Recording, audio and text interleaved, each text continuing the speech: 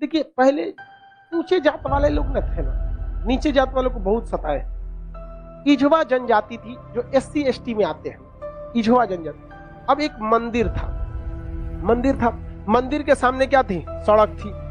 तो इझवा जनजाति के लोगों को यहाँ के लोग जो ऊंचे जात वाले थे वो कहते थे कि तुम इस सामने से नहीं जा सकते, यहां से तुम प्रवेश नहीं कर सकते। दूसरा रास्ता बहुत लंबा दूरी तय करके था, 5-6 किलोमीटर।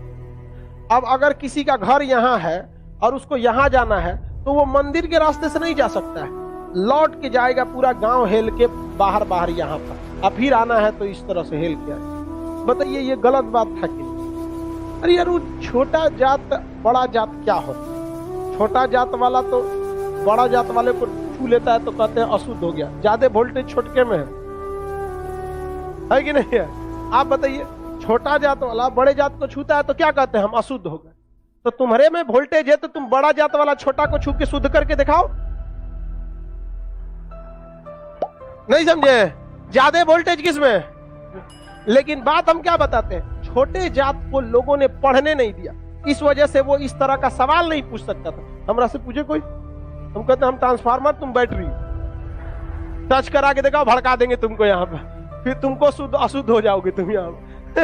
तो ये लोग बहुत गलत किए, ये गलत बात है यार। आज के वक्त में तो एटलीस्ट ये सोच नहीं होनी चाहिए। क्या छोटा बड़ा जात करते, मतलब क्या ही बताया जाए इनको?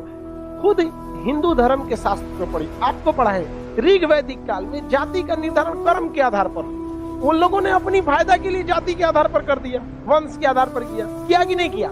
हम ये बात थोड़ी कर रहे हैं, ये तो ऋग्वेद में लिखा है। हम कौन होते हैं भैया बताने वाले कि जाति के आधार पर होगा कि नहीं? ऋग्वेद हम लिख ले हैं, जाके पढ़िए ऋग्वेद में, वहां एक ही परिवार में 4 जाति के लोग रहते थे। प्रारंभिक वही है ना, बाद में ना संशोधन कर दिया गया, तो गलत था। यहाँ पर केरल में बहुत अत्याचार हुआ। यहाँ पे केरल का त्रावणकोर का एक राजा था, यहाँ पर इसने दलित महिलाओं को मूला कर्म लगाता था। टैक्स था मूला कर्म। मूला कर्म एक टैक्स था जिसमें दलित लड़कियों और महिलाओं को अपना स्तन नहीं ढकना था, खुला रखना था। अगर वो स्तन ढकती है तो उसे टैक्स देना पड़ेगा ऊंचे जात वालों को, क्योंकि ऊंचे जात वाले को नीचे जात वालों से अलग करने के लिए ये तरीका लाया गया। अब ये बताइए ये कितना नीच समाज की ये मानसिकता हो सकती है? ये आप कह सकते हैं कि जिस भारत में नारियों की पूजा होती है उस भारत में ये मूला कर्म स्तन ढकने के लिए, और वो भी इस नाते कि तुम दलित हो, कितना गलत है। और इसको देखिए, इस पे कोई बहुत बड़ा बवाल आज तक हुआ है नहीं, लेकिन एक मूवी अगर आ जाएगी पद्मावती, या एक बाजीराव मस्तानी, एक कोई मूवी आ जाएगी, या कोई किसी कंपनी का प्रचार आ जाएगा। अभी एक किसी कंपनी का कोई प्रचार आया था दीपावली, उसके लिए बवाल हो गया। कभी इसके लिए बवाल हुआ है? नहीं, होगा भी नहीं। रीजन क्या है? दलित लोग उतना पढ़ने ही नहीं दिया इन लोग को, आगे भी नहीं दे रहे। दलित के कुछ नेता भी आए तो अपने परिवार को लगाने में आगे बढ़ गए, वो पढ़े लिखे नहीं। यहाँ एक मूवी के लिए बवाल हो सकता है, जिस हम पर्सनली हम बताते ना, बवाल की वजह से हम बाजीराव मस्तानी मूवी देखे, हमें ऐसा नहीं लगा कि उसमें क्या था। भले काटने के बाद वो था कि क्या था हमको ये नहीं पता, लेकिन ऐसा उसमें मूवी में कुछ गलत दिखाया गया है।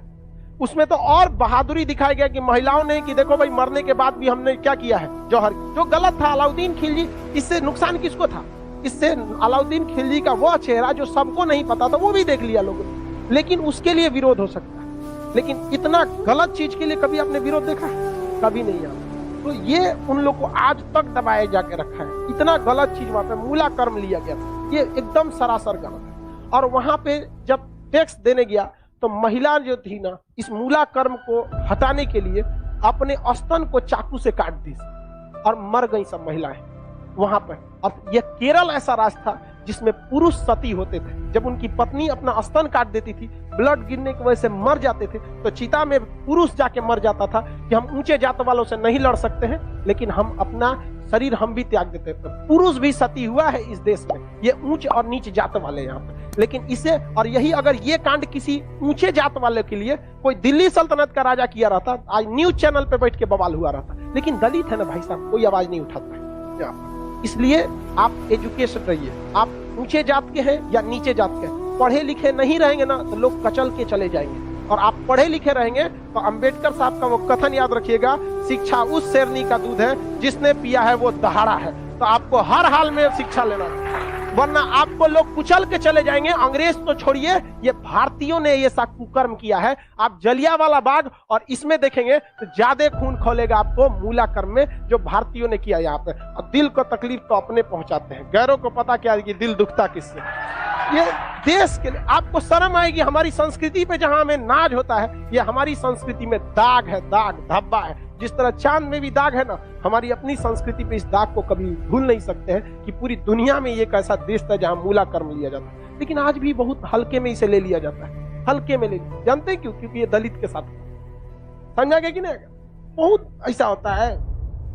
कितना आदमी बताएगा, ज्यादा हम भी बोलेंगे तो सोचा हमारा कहेगा तू दलित का फेवर कर, हम कौन सी फेवर कर, नहीं हुआ रहता नहीं बोलते।